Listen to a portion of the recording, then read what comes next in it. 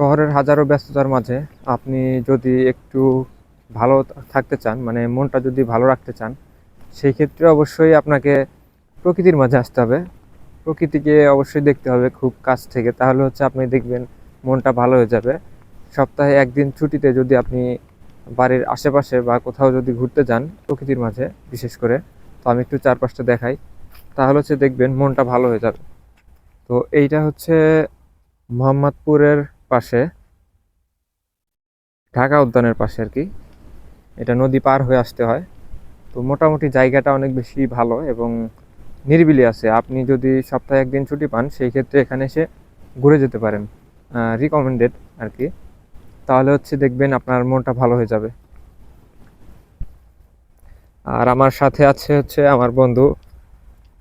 হ্যাঁ, পারভেজ শেখ, তুমি কিছু বলছো না, তুমি একা হাঁটছো, ইন্টারেস্ট নাই? এই যে ঠিক আছে। ওকে, ঠিক আছে, ও কিছু বলবে না আপাতত। আজকের ভিডিও এই পর্যন্তই।